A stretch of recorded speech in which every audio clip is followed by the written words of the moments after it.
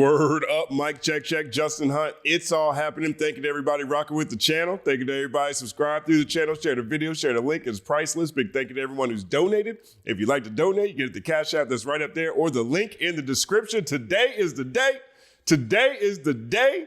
Clipse, Let God Sort 'Em Out drops tonight. And we got a special treat. Apple Music released a exclusive until midnight of the full version of Chains and Whips. Chains and Whips with Kendrick Lamar. 9-second applause.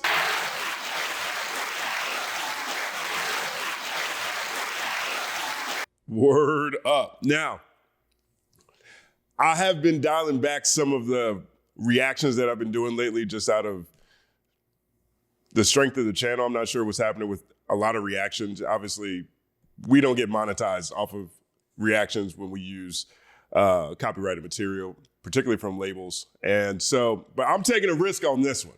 I'm gonna take a risk on this one because I think this is the right way for us to enjoy this track together. Now, to recap, I mean, I can't remember a verse that's had this much controversy around it prior to release in a very long time. Setting the stage. Clipse's return, Malice and Pusha T's return album was supposed to be released on Def Jam. And they provided a entirely Pharrell produced album with incredible features. Tyler, the Creator's on here. Stove Got Cooks is on here. I can't wait to hear that Stove Got Cooks song. Kendrick Lamar and a Kendrick Lamar feature, of course.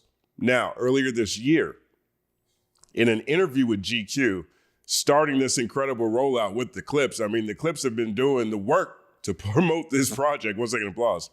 We haven't seen a rollout this effective in a long time, I would argue. And so in their first interview that came out about this project in GQ, Pusha T revealed from his perspective that did Def Jam drop Clipse essentially because they didn't like the optics of Kendrick Lamar and Pusha T on a song together post-battle with Drake, right? That's the story that Pusha T said in the GQ story. Now, the next day, Stephen Victor, Clipse's manager, he did an interview with Billboard Pro, and he said it was actually UMG's lyrics department that had the problem. And so they bought themselves out of the Def Jam deal for a reported 7 figures, took this project, I imagine Pusha T's catalog, and I imagine Pop Smoke and the other Victor projects that were sitting at UMG. Because in that Billboard piece, he said that there's more work, there's more business to be done.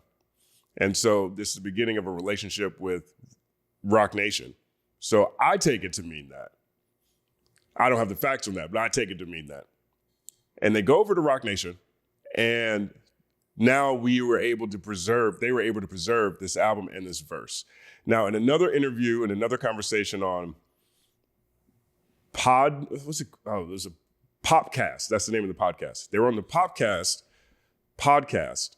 And while people were inquiring about this verse from Kendrick, like what's so bad about this verse that UMG didn't want it had to be something more than just the optics. I'd been saying that for a very long time. And he said on that interview that UMG told them that they were wary about the Trump reference on this song. Kendrick makes a Trump reference at the end of his verse. We hadn't heard that yet. Even after the preview, during the listening session they had in France, in Paris around this album, they played Kendrick's verse at the listening, but they didn't play the last line. So there's been mystery around this. So we've got the last line now. And so now we really get a chance to see what this song is all about. We've got Malice's verse, we got Pusha T's verse, and we get the full version of Kendrick Lamar's verse for the first time. Okay, so that's setting the stage, okay? All of this has been going on in this rollout, and this is wild to see, so it's a big day. Let's take a listen.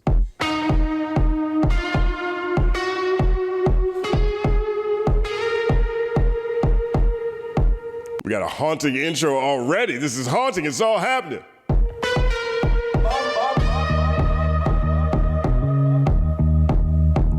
That bass line crazy. Feels like it's high noon. Uncle said, nigga, you must be sick. All you talk about my neck, nigga, and ice my bitch. Beat the system with chains and whips. Love that metaphor right there. Beat the system with chains and whips instead of whips and chains. Big shout out to Professor Sky. Professor Sky's got a great video on this song, on this verse, and talking about how flipping that, what that flip from whips and chains to chains and whips really means. I'll put a link in the description, but it's a really great video. 1 second applause to Professor Sky. This is culturally inappropriate.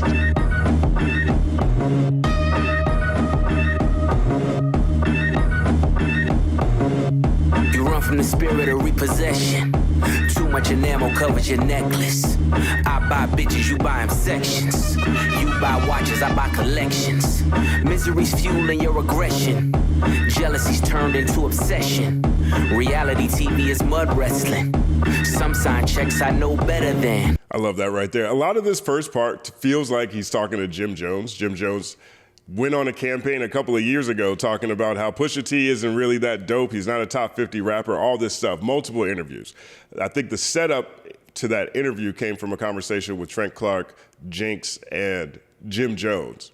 And Jim Jones was just talking all this junk, and he extended the shade he was throwing at Pusha T in multiple conversations. It was like a mini press run. And this feels very Jim Jonesy. Very Jim Jonesy. Yesterday, Jim Jones was talking about he's going to be in Miami this weekend. He's going to be at Live. Everybody pull up to him for his birthday. And when I hear this line right here where he says, where Pusha says, I buy bitches, you buy them sections. Jim Jones comes to my mind. But it's really this part right here where he says, reality TV is mud wrestling. Because Jim Jones has a whole generation who grew up watching Love and Hip Hop with their mamas. And I believe that's part of the reason why Jim Jones runs around right now delusional, saying that he's more relevant than us. Yo, discernment, discernment, discernment. Let's start the verse over.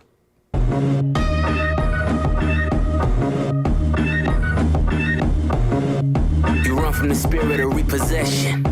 Too much enamel covers your necklace. I buy bitches, you buy them sections. You buy watches, I buy collections. Misery's fueling your aggression. Jealousy's turned into obsession. Reality TV is mud wrestling. Some sign checks I know better than. Beware of my name that there's delicate. You know I know where you're delicate. Crush you to pieces, I hum a breath of it. I will close your heaven for the hell of it. That's crazy too. I mean, crush you to pieces, I hum a breath of it. I will close your heaven for the hell of it. You know, I know where you're delicate. That's another thing about this press run, right? In the beginning of the press run, Pusha T was talking about Jim Jones. He talked about how Jim Jones was going to be addressed on this project. I'm not sure if it's this song or not. But he's had a lot of things to say about Ye at the same time, too. And you connect the reality TV stuff to the crush your heaven for the hell of it line. You know I know where you're delicate line. All these things. And one of his conversations, he said that him and Ye, he's done good business with Ye, right? Because I always look at My Beautiful Dark Twisted Fantasy as the Pusha T album. You know, if Good Kid, Mad City, no, excuse me, not Good Kid, Mad City.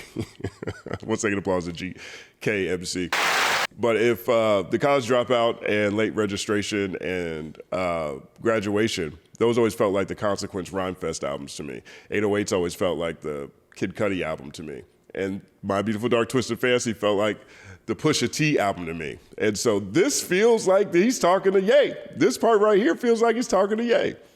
You know I know where you're delicate, crush you to pieces, I hum a breath of it, I will close your heaven for the hell of it. 1 second applause. I'm not saying he's talking about him, I don't know, but it fits. You think it'd be valor amongst veterans. I'm watching your fame escape relevance. We all in a room, but here's the elephant. You chasing a feature out of your element. This feels like Jim Jones again. They're both veterans.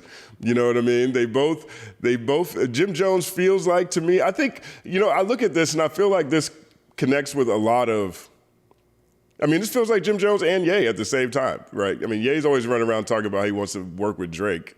A lot of New York rappers, including Jim Jones, you know, in this battle between Kendrick and Drake, a lot of New York rappers sided with Drake. I'm not sure if Jim Jones is chasing a feature or if Ye is chasing a feature. Who knows? But Ye's been tweeting about it. At least he was tweeting about it earlier this year. Either way, I'm not sure what he's talking about, but these things fit.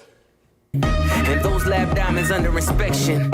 The question marks block your blessings. It's no tombstones in the desert. I know by now you get the message. That's that Ye line, right? From the, oh my God, what conversation was that? I think that's the Drink Champs conversation. That Drink Champs conversation, Ye was like, the best thing he ever did, the worst thing he ever did was sign Big Sean. He was talking about Tombstone. He said he died from signing Big Sean, however he framed it. It's all happening. 1 second applause. Uncle said, nigga, you must be sick. All you talk about is just getting rich. Choke my neck, nigga, and ice my bitch. Beat the system with chains and whips. It don't take much to Can't even drink right now. I'm so hyped for this song. 1 second applause. put 2 and 2. You my bitch. Beat the system with chains and whips. It don't take much to put 2 and 2. Your lucky streak is now losing you. Money's dried up like a cuticle. You're gasping for air now. It's beautiful. John 10:10, that's my usual. Mamas is falling out in funerals and bombing blows. They now viewing you. They never find the guns, but the sewers. Listen to Malice right now. Listen to Malice. First of all, ain't no profanity yet. Let's see where he goes with this. But Malice right now with the Jesus funeral references. 1 second applause. I love Malice, man. I've always felt like Malice provided context or consequence, rather, to the Clipse projects. I always like Malice. I always appreciate Malice's verses more than Pusha T. I'm not saying Pusha T's is whack, but if you listen to Pusha T's perspective, you listen to Malice's perspective, you get the full context of the environment that they're talking about, because Malice has always got the consequence showing up. This is what happens if you make these choices. Let's run it back. Bitch, beat the system with chains and whips. It don't take much to put 2 and 2. Your lucky streak is now losing you. Money's dried up like a cuticle. You're gasping for air now. It's beautiful. John 10:10, that's my usual. Mamas is falling out in funerals and bombing blows. They now viewing you. They never find the guns, but the sewers do. Bubbles was sick, he need medicine. Brought him back to life, now he dead again. Richard don't make watches for presidents. Just a million trapped between skeletons. It's crazy right there. I think this is a watch reference. Richard Mueller, the Rolex, presidential Rolex. I think that's what this is right here. Let me know if you think that's the case in the comment section. This the darkest that I ever been. The diamonds make you taste peppermint. You ain't thriving in the snow like it's the Revenant. That's some cold diamonds right there. The diamonds make you taste peppermint? That's some cold diamonds. You ain't thriving in the snow like it's the Revenant? That was a great movie. Shout out to Leonardo DiCaprio. And send orders back down to keep shoveling. Uncle said, nigga, you must be sick. All you talk about is just getting rich. Choke my neck, nigga, and ice my bitch. Beat the system with chains and whips. You know, it get calling and look side to side like what did they say? And they ain't the Lord's voice, and then you realize that the devil is talking to you. I'm not the candidate to vibe with. I don't fuck with the kumbaya shit. All that talent must be God sent. I send your ass back to the cosmics. It's crazy listening to this verse. So much discussion around this verse. Now, there's a few theories that have been out here already. I did a video on here talking about a lot of this stuff, right? Because I don't think Def Jam would have ever dropped Clipse. That's a UMG decision, and we know that because Stephen Victor said the same thing, right? But at the same time,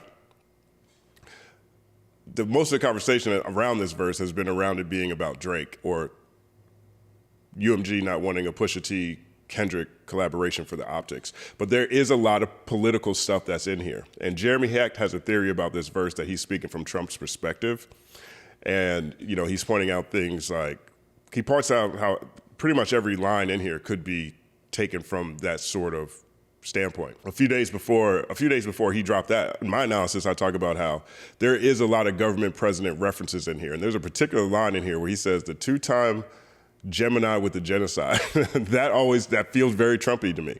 You know, there's a Pentagon reference in here. We start off with the candidate stuff. Let's listen for these type of things in here, and then we'll get to the last line, which has been revealed. I don't think I've revealed it yet. And it adds up to a lot of stuff that I've been talking about when I'm saying, hey, I understand why certain corporations might want to take a light step. I think the combination of some things in this verse might be enough for UMG to be like, I'm not sure this is what it is, but let's take a listen. I'm not the candidate to vibe with. I don't fuck with the kumbaya shit. All that talent must be God sent. I send your ass back to the cosmics. The things I seen under my eyelids, kaleidoscope dreams, murder and sirens. Let's be clear, hip-hop died again. Half of my profits may go to Rakim. You know, I like that part right there too. I'm not sure if that was Wayno who said that or Professor Scott said that. Half my profits go to Rakim is a great, it's a spiritual successor to Jay-Z saying, I'm overcharging ninjas for what they did to the Cold Crush. And that's one of my favorite lines ever. It's on the Blueprint.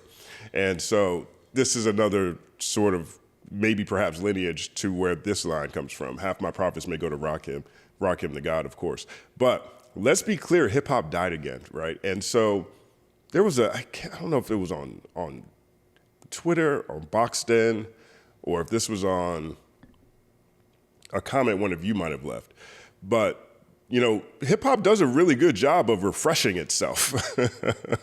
And this is one of those times where hip hop is being refreshed. It's like that Thomas Jefferson quote, you know, liberty must be refreshed with the blood of patriots and tyrants alike, right? And so you need someone who's going to refresh things from a hopeful standpoint. But a lot of times you need someone who's just willing to burn it all down, right? And so let's be clear, hip hop died again. Sounds like something, you know, ruthless from the guy who said, watch the party die. You know, and a lot of the energy that Dot's been on the past year. I'm just thinking about this for the first time here in this context. But let me know what you think about that interpretation or that theory behind this verse.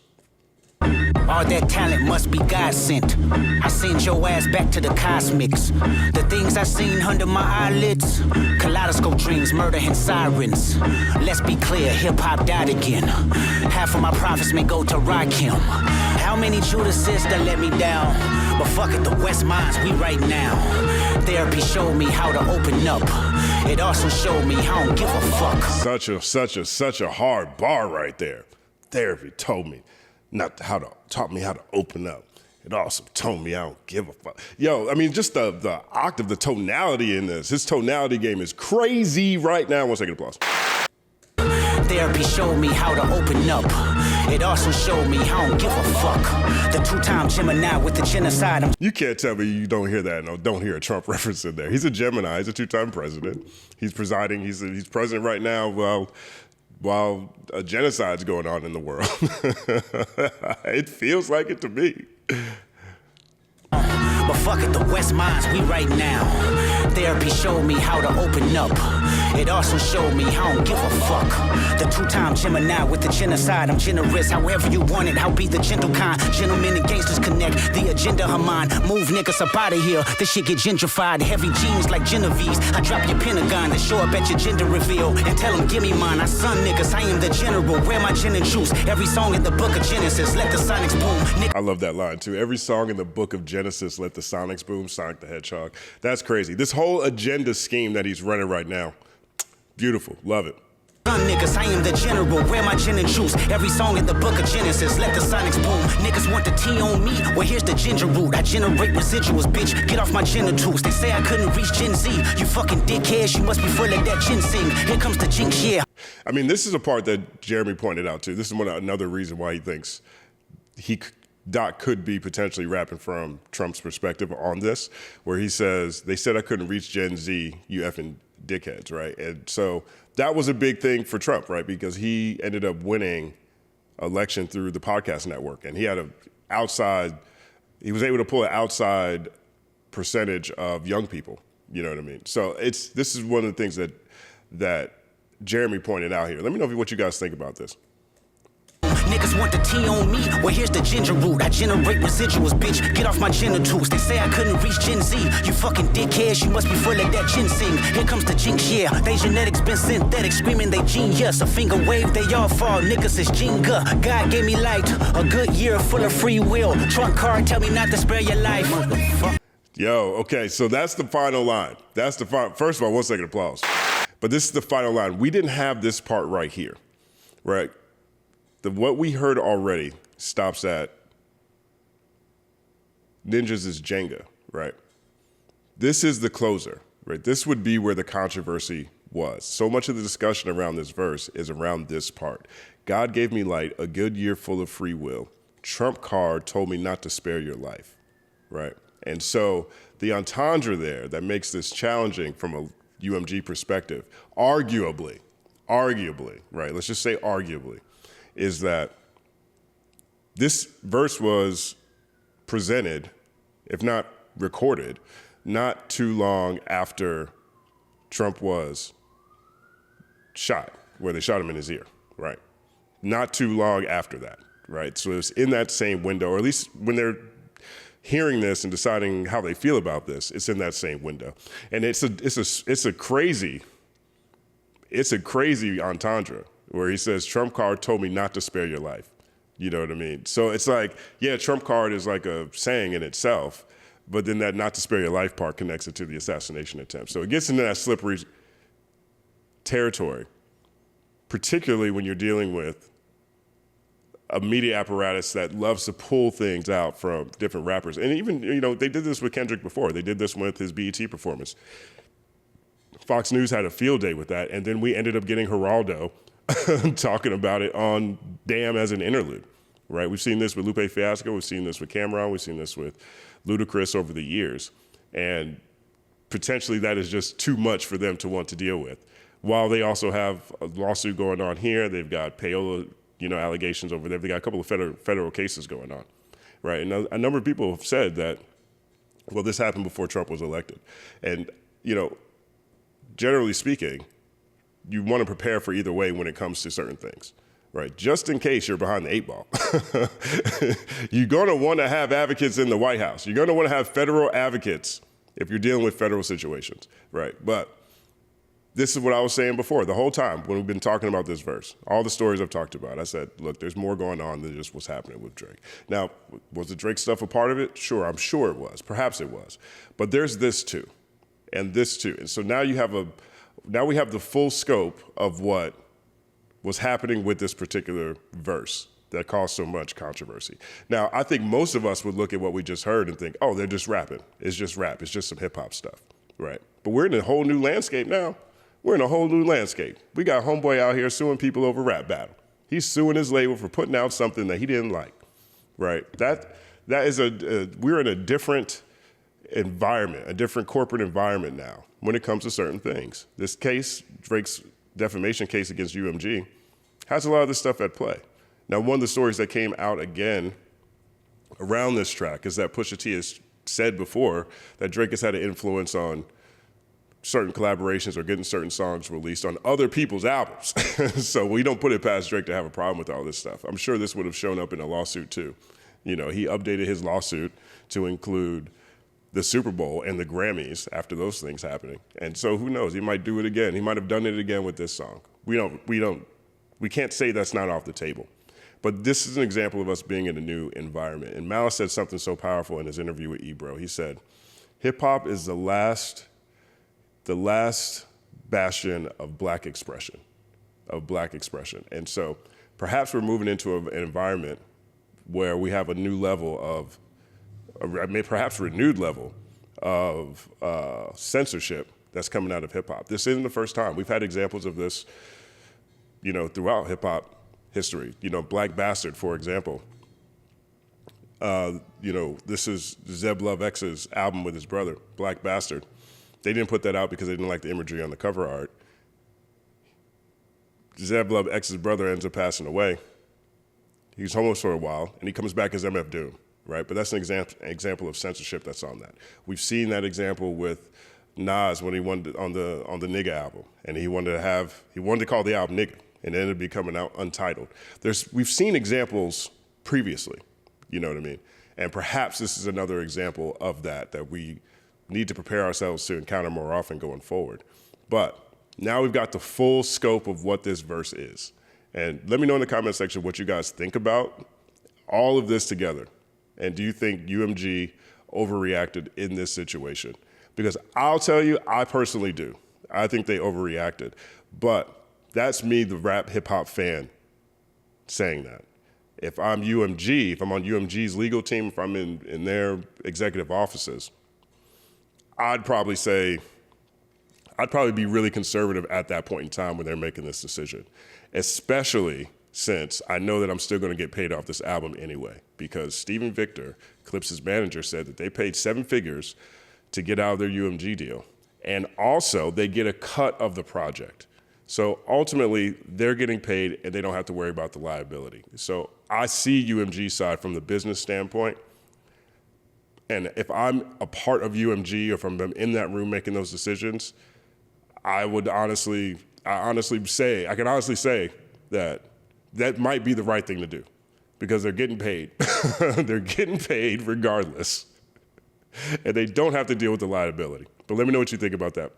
Give me light, a good year full of free will. Trunk card, tell me not to spare your life. Motherfucker. You know we get caught when you look side to side, like what did they say? And they the Lord's voice, and then you realize that the devil is talking to you. Word up. Great track. Great track. I'm going to give that 8.8 second applause.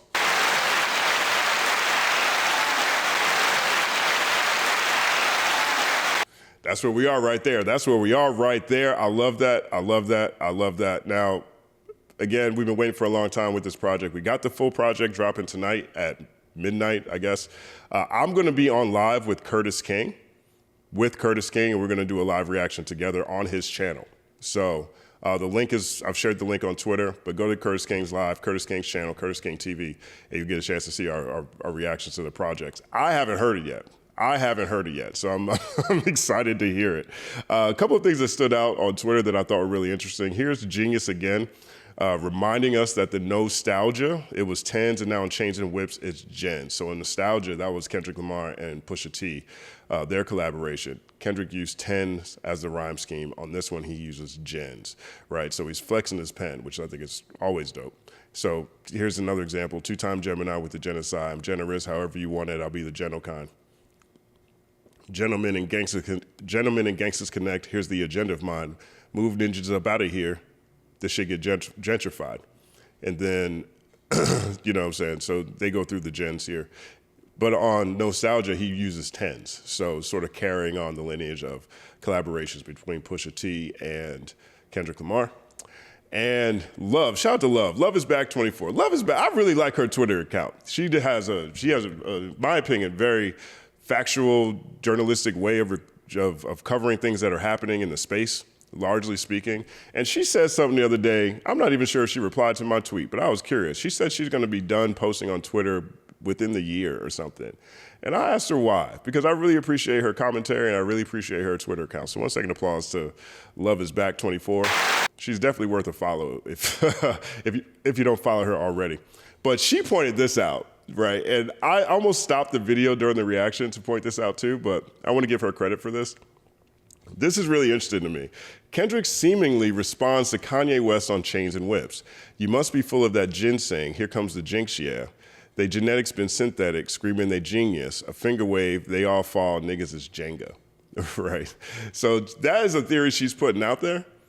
And so I'm not sure, it's interesting looking at it in that context. I'm not sure if the timing lines up. That's my only reservation with that.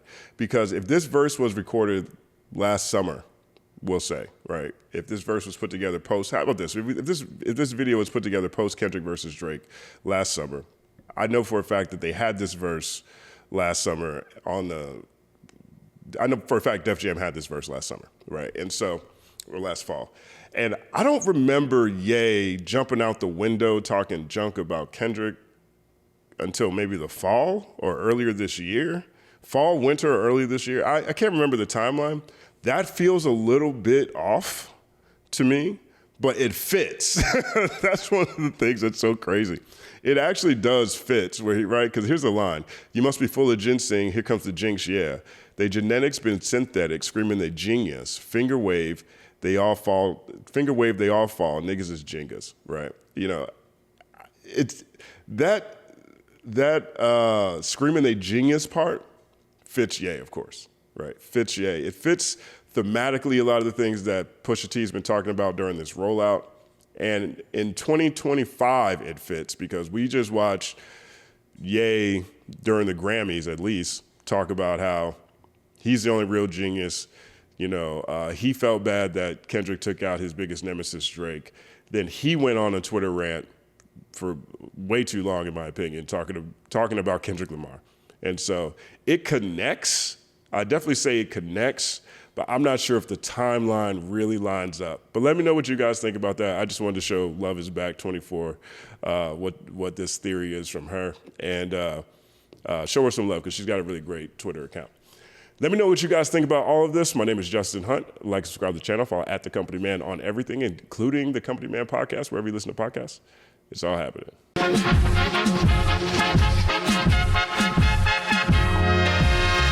Justin Hunt is here, it's all happening. Justin Hunt is here, it's all happening. The mathematical breakdown of this mighty game of rap we in. It's boom bapping. Systematical culture views, it's radical, it's all happening. Shaking hands and dapping it. Life through the lens of hip hop, from trip hop to yes, dog, you don't stop, you don't stop. Justin Hunt is here, it's all happening. It's all happening, yes, it's all happening. Justin Hunt is here, it's all happening. It's all happening, yes, it's all happening.